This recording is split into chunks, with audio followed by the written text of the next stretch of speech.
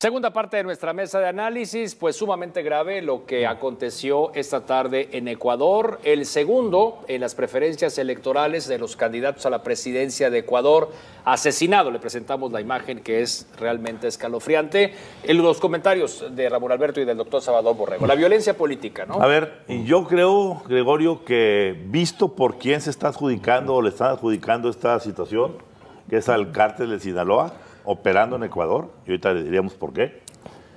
Esto me suena a, voy a dar un mensaje en una sucursal para que luego en la matriz, que es México, entiendan el mensaje. Es decir, el cártel de Sinaloa hace ese atentado en Ecuador para mandar mensaje a todos los candidatos que están ahorita en México. No se metan con el narcotráfico.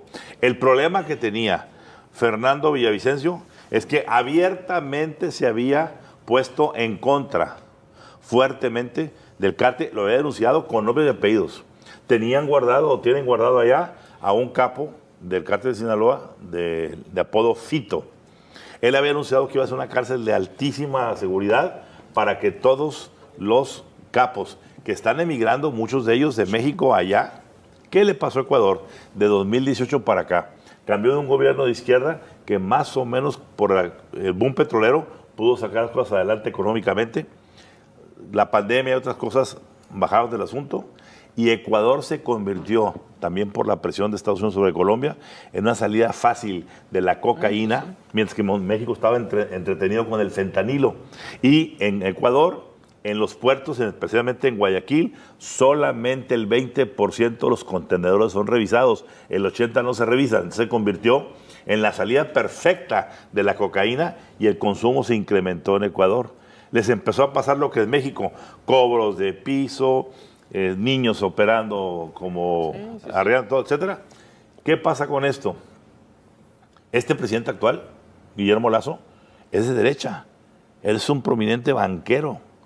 No es un asunto de izquierdas y de derechas. Lo que viene a decir esto, los narcoestados no tienen ideología, tienen intereses. ¿Y qué pasó? El cártel de Sinaloa y el de Jalisco Nueva Generación fueron y se instalaron desde México en Ecuador. Es decir, en México dejaron la operación fentanilo y parte de cocaína, pero sacaron por Ecuador los mexicanos la operación colombiana. Entonces, esta red internacional que se está haciendo está ya mandando las señales. A mí me preocupa porque esto, yo quiero saber qué sintieron los precandidatos hasta ahora de todos los partidos y todas al ver que un candidato presidencial se repite las escenas lamentables de Luis Donaldo Colosio y Lomas Taurinas. Claro, yo creo que pues es la máxima expresión de la violencia política, Salvador. Pues sí, lamentablemente no estamos pues cerrando esos espacios, ¿sí? Y yo creo que mientras no se combata frontalmente eso, sin llegar a los extremos de Bukele, pues en El Salvador, esto lo vamos a tener. Y aquí en México, pues ya lo que hemos estado viendo es la incidencia de crímenes, pues de personas ligadas a la política es enorme en estas últimas 2 semanas. Entonces sí es algo muy, muy preocupante y yo creo pues claro, que el gobierno federal tiene que dejar por lo menos en pausa la idea esa de abrazos no balazos y aplicarse en ese tema, porque de otro modo las cosas se pueden complicar porque mucho. Esto apenas comienza. A ver, en México el día de hoy, y haciendo un breve repaso de lo que se está viviendo, Frente Amplio por México yo creo que es la noticia principal el día de hoy, ya que quedan 4, porque ya 7 habían logrado superar las 150,000 firmas, pero ya Mancera no la libró, Aureoles tampoco y García Cabeza de Vaca tampoco. ¿Por qué los quitaron? Que porque no tenían suficientes firmas en los 17 estados, el número de 17 estados que también era requisito. Pero entonces, a ver, comentario para irnos a las láminas. ¿Quiénes quedan? 4. Xochitl Gálvez, Beatriz Paredes, Krill, de la Madrid y Krill. Dicho eso, cuidado porque aquí lo que va a pasar es un efecto de espejo que la gente no está visualizando. Recuerden que de esos van a salir únicamente 3. Uno se va a bajar. Mi creencia hasta el día de hoy es que va a ser Enrique de la Madrid. Entonces, para que quede una ciudadana, un priista y un panista. Nada más que a la hora, lo dijimos aquí en este espacio, cuidado a la hora de cuántos firmas va a haber, porque en este caso, aunque número uno individual, Xochitl fue la mayor con 550 y tantas mil, y la segunda fue Beatriz Paredes con 450 y tantas mil, a la hora que si se bajara Enrique de la Madrid o Beatriz Paredes, se suman esas de los priistas y van a llegar a sumar cerca de 800,000. Y recuerden que el día de la elección solamente podrán votar aquellos que se inscribieron en la plataforma. En la plataforma. Y esa plataforma que trae ahorita 2.300.000 va a tener 800,000 simpatizantes priistas que son militantes, que saben operar, que tienen operación territorial y recursos. Pues ahí puede estar el Xochitl, ahí puede estar el juego. Xochitl se queda con 500,000. Pero ¿quién se los va a movilizar? Y Krill se queda con 350,000. Nada más. Entonces, ese es el 50%. El otro 50% es la encuesta. Puede ocurrir que alguien pierda la elección y gane la encuesta. O alguien que gane la elección y pierda la encuesta. Y ahí va a estar en la segunda de cómo van a definir al candidato o a la candidata. ¿Promedio? ¿Vale? ¿Lo van a promediar? Pues van a promediar, pero va a haber muchos asegúnes en las fórmulas que van a hacer. Y por lo pronto hoy, en la parte electoral, el PRI va de ganón. Hablando de encuestas, pues ¿qué dice la muchacha? Muchas cosas importantes hoy, vamos a ver de inmediato.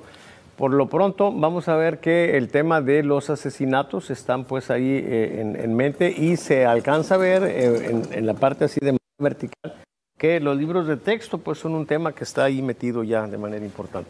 Si vemos la siguiente gráfica, lo que tenemos es pues que por el lado de la inseguridad como principal problema, de manera espontánea se nos sale de cuadro pues. Es un crecimiento impresionante y bueno, se sigue viendo cómo hay sectores más sensibles que otros y pues tiene que ver más con su condición pues personal. Si vemos la siguiente, vemos pues que el presidente en aprobación por primera vez en mucho tiempo se desploma, se viene a una desaprobación, lo castigan pues las personas que tienen hasta licenciatura y bueno, lo defienden. ¿Cuánto está, doctor, ahorita? Perdón. Pues ahí está en 60%, pues, de tener un nivel medio de 68. El asunto, pues, es que es una caída significativa, es una advertencia negativa. Si vemos la siguiente, y él decía que tenía 86%, 84% de aprobación. Miren, la calificación promedio es más dramática, porque se liga a una segunda alerta negativa y se ve claramente una tendencia a la baja, es un desplome. Si vemos la siguiente, vemos que cuando le preguntamos a la gente con qué partido se siente identificado, después del zipizape entre el PRI y Claudio X González, pues resulta que se beneficia el PRI. Lo más relevante es que personas de 0 a 6 años de estudios, obreros, gente que estaba apoyando a Morena, se está regresando a su antigua querencia. Si vemos la siguiente, vemos pues que cuando le preguntamos a la gente quién es... ¿con qué partido se identifica? Morena tiene un desplome, pero brutal, ahí se está viendo. ¿Y qué tipo de gente está perdiendo Morena? Personas que tienen más de 15 años, o sea, las personas más preparadas dentro de Morena se están saliendo de Morena. Recuerdo, si vemos la siguiente, sí, vemos pues que en el indicador de mejor político se nos viene abajo también López Obrador, sí, si vemos la siguiente. Claudia Sheinbaum, sí, se viene abajo en la interna de las corcholatas, si vemos la siguiente, nada más para ver de manera comparativa, Ebrard, si vemos la siguiente, para que veamos que cuando hay una alerta se echa a perder la encuesta y entonces las últimas estimaciones son las más interesantes. Sheinbaum, en el contraste con Sheinbaum, se viene abajo también, tendencia a la baja y alerta negativa, y si vemos la siguiente, vemos pues que Xochitl, pues ahí se mantiene un poco arriba, pero como que se refrena, pues. Entonces, de tener una ventaja al principio tenía como 60-11, una ventaja de 50 puntos hace 5 semanas. Sheinbaum sobre Xochitl ahora está en 25, o sea, ahí, se está cortando mucho eso. Y por supuesto el presidente en su idea, pues, de no corregir nada, pues se está complicando y si no corrige, si no entiende eso, de repente se nos puede complicar o se nos puede desfondar. ¿Listos? Triste que el presidente nos engañe diciendo que no menciona a Xochitl ya cuando ya le inventó un apodo, la innombrable. Como a Salinas. Como a Salinas. Entonces, digamos que ahora cada vez que diga innombrable, todo el mundo ya sabe que es Xochitl. Entonces, ¿de qué sirve que le conminen a que se calle si, como decía Fox, la chachalaca no se calla? Gracias, Ramón Alberto. Gracias, Salvador. Los esperamos el próximo miércoles. Como siempre, muy interesante nuestra mesa. Regresamos para concluir.